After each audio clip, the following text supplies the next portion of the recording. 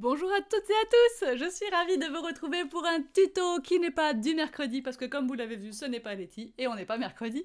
Je n'ai pas réussi à trouver le temps mardi pour vous doubler cette vidéo que j'ai pourtant tournée samedi ou vendredi dernier. Enfin bref, voici mon tuto avec la box, enfin les kits du mois de février.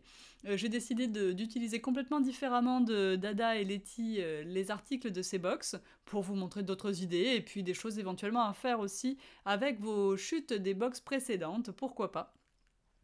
Dans un premier temps, on fait une petite déco à accrocher au mur. Je prends les morceaux de carton et je vais les décorer avec du papier scrap, en tout cas pour celui du bas ici. Je vais le recouvrir de papier scrap d'un côté et de l'autre, tout simplement en utilisant mon score tape comme adhésif. Je n'ai pas besoin de recouper mon papier à l'avance puisque je vais le poser et retourner le carton pour couper avec mon scalpel l'excédent autour du carton, tout simplement. Je ne le mets pas complètement au hasard celui-là, hein. J'ai quand même regardé toutes les feuilles avant, savoir à peu près ce que j'allais utiliser, je vous rassure. Donc vous allez faire la même chose de l'autre côté de ce premier carton, et puis ensuite on va s'occuper du carton avec le flocon en haut, qu'on va mettre en couleur avec les fresco finish. Je vais choisir des couleurs de bleu et un vert clair pour éclaircir un peu le tout. Donc là c'est Marbles parmi les nouvelles couleurs, ensuite le bleu que j'ai utilisé ensuite, je ne me souviens plus de son nom. Peut-être on va voir le tube. Et peut-être pas. Je ne sais plus comment il s'appelle. Mais ce n'est pas grave, la couleur que j'ai utilisée a peu d'importance. Vous voyez que j'ai utilisé un bleu clair, un bleu moyen. J'utiliserai un bleu translucide ensuite à travers le pochoir. Et là, je vais utiliser un vert très clair, genre kaki ou lichen, dans les nouvelles couleurs. Ou Hint of Mint peut-être aussi, enfin voilà, ce genre de couleurs-là. Pour éclaircir un petit peu et créer des nuances dans ma couleur, et j'applique tout ça avec des petits camemberts. Alors je sais que ça c'est pas sur le site internet parce que en fait le fabricant, enfin le fournisseur chez qui j'avais ça a arrêté de faire ce produit, donc je vais pas le mettre en ligne pour les 4 ou 5 qui restent. Il est par contre disponible au magasin, le petit camembert avec ses petites mousses à séparer. Mais vous prenez n'importe quelle mousse, pinceau mousse, ce que vous voulez. Donc là, ça doit être Southern Sky, il me semble, un bleu un peu plus soutenu et surtout un petit peu translucide. Enfin, carrément translucide d'ailleurs, et ça va être très très joli à travers le pochoir, comme ça voilà, ça nous fera un peu de, comment dire, de relief, de profondeur, voilà. À chaque fois que ça n'est pas complètement couvrant, ça apporte de la profondeur, un petit peu comme si on voyait les couches à travers les unes des autres. Et voilà, c'est très très sympa d'avoir des choses qui sont translucides, même si je sais que je me répète, je sais que quand on débute, on préfère le côté rassurant de la couleur opaque, la dernière qu'on a mis va cacher la dernière, c'est sûr, mais c'est un petit peu moins créatif aussi. Un peu plus plat en fait, voilà. Alors, on y va, on continue. J'ai fait ensuite les bords, vous voyez, avec ma mousse, là, le reste de peinture, j'ai assombri un peu les bords comme on ferait avec de l'encre distress. Maintenant, je colle un papier uni au dos de mon flocon.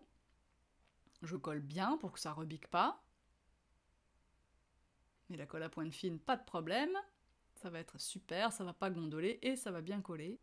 Je prends maintenant mon pinceau à paillettes et je remplis le flocon de ces jolies paillettes. La pointe du pinceau étant très précise, très fine, c'est pas un problème d'aller à l'intérieur des branches du flocon sans trop déborder sur le bleu, pratiquement pas déborder du tout. Voilà. Je presse pas mal sur mon pinceau, moi, parce qu'il est en fin de vie, hein, il faut bien qu'il arrive au bout à un moment donné. Mais c'est pas grave, je connais un bon magasin où on en vend plein, des pinceaux à paillettes. Non, je devrais pas dire ça, parce qu'après vous me demandez parfois dans les vidéos, mais où trouves-tu ceci, où trouves-tu cela? Donc bien sûr, chez Tout en Colle, et vous avez les liens un petit peu partout, déjà ici, sous la vidéo, pour commencer.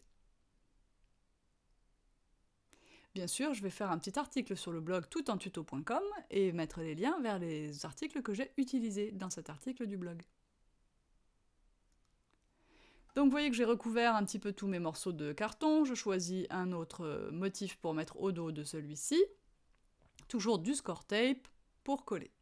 Maintenant je colore les petits mots « J'adore la neige » et « Ça va trop vite », puisque c'est ceux que j'ai choisis pour les deux côtés de la bande centrale. J'utilise un petit peu ma gel presse pour maintenir, bon, ça n'est pas parfait, mais c'est pas mal, pour aller peindre les petits mots en carton bois, qui sont quand même relativement fragiles, tant qu'ils ne sont pas collés. Je choisis un papier uni pour pouvoir coller mes petits mots dessus, de ce fait ils ressortiront encore mieux que sur le fond. J'ai cherché un fond avec pas trop de motifs, mais malgré tout il y en a quand même. Et du coup, les faire ressortir sur un papier uni, c'est encore mieux. Donc pour ça, je mets un peu de colle sur le papier, j'étale un peu avec mon doigt et je colle le mot. Voilà, il reste largement assez de colle pour coller le mot, ça ne se voit pas du tout, et c'est mieux que de s'embêter à essayer de mettre la colle sur l'arrière du mot. Ensuite, on coupe avec sa petite paire de ciseaux 3 étiquettes, on va dire séparées, et je fais une forme de bannière sur l'étiquette du mot neige. Pour ça, je vais prendre une paire de ciseaux un petit peu plus courte pour faire la forme d'étiquette, ça sera plus facile quand même. Voilà.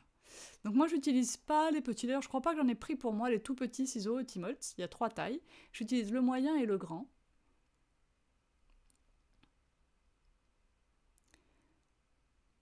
Alors, un petit peu d'encre bleue autour de l'étiquette. Alors, j'ai même pas repris d'encre, hein. C'est vraiment ce qui restait dessus depuis la toute première utilisation test que j'ai fait la semaine dernière. Donc je vais rentrer ces petits outils en boutique par lot de 10 qui ont des manches colorées, je trouve ça plus sympa en fait. Même si c'est plus cher, je trouve ça d'avoir le code couleur directement sur la couleur du manche, je trouve ça vraiment, vraiment agréable.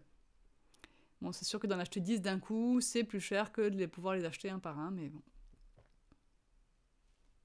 À la fois, pour le moment, je n'ai pas non plus de prix qui soit assez sympathique en vente à l'unité pour ces petits pinceaux, mais nul doute que ça arrivera dans l'année, dans les marques distributeurs telles Vassen Creative par exemple.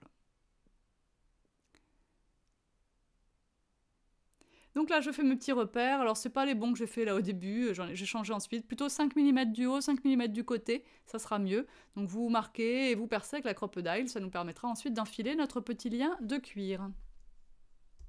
Une fois les trous faits, on va pouvoir mettre en place nos sapins, hein, ça évitera qu'ils tombent à chaque fois qu'on retourne le carton. Donc pour ça, le plus efficace pour la feutrine quand on veut aller très vite et être sûr que ça colle, bah, c'est le point de colle. Donc selon la taille du flocon et selon la taille de vos points de colle, vous en mettrez un ou plusieurs par sapin. Et donc je colle d'abord celui du milieu, hein, c'est plus logique, et ensuite autour les deux autres, pour mieux les répartir.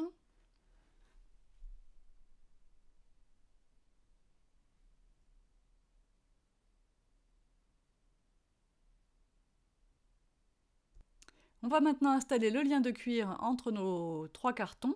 Donc on fait d'abord un nœud sur le lien et puis on le rentre dans les petits trous comme sur l'exemple, vous avez ça sous le nez. Vous faites votre dernier nœud en mettant un écartement à peu près similaire entre le carton du milieu et le carton du haut qu'entre le carton du milieu et le carton du bas.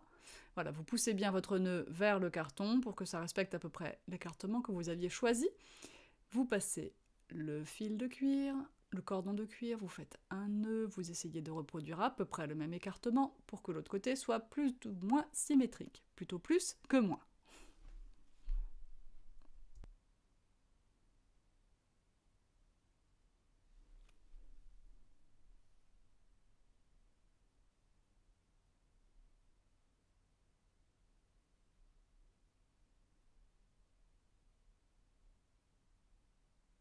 C'est joli. Alors on va passer au coloriage du bonhomme de neige. Pour ça, je prends mes feutres Pitt, donc des feutres... on peut pas dire que les feutres Pitt ce soit des feutres classiques, ils sont à l'encre de Chine, ils ont de jolies pointes et tout. Mais bon, vous pouvez utiliser tous les feutres que vous voulez, de la peinture, des crayons de couleur, ce que vous voulez, de l'aquarelle pour colorer votre joli bonhomme de neige. Passons sur cette étape, ça n'a que peu d'intérêt de me voir faire ça. Et voilà mon petit bonhomme de neige fini. Je vais le coller en bas, mais pas complètement, de façon à pouvoir glisser quand même un petit coin de photo derrière. La petite moufle en haut, pareil, pas complètement.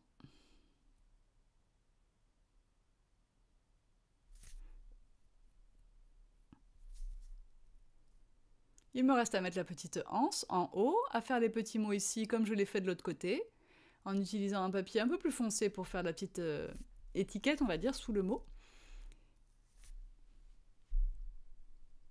Et ce petit projet sera déjà terminé. Alors moi, comme je ne vais pas vous saouler avec 2 projets dans la même vidéo, je préfère vous faire une deuxième vidéo très vite pour le carnet Midori. Je vous dis donc à très bientôt pour une prochaine vidéo avec la box de février. Bye bye!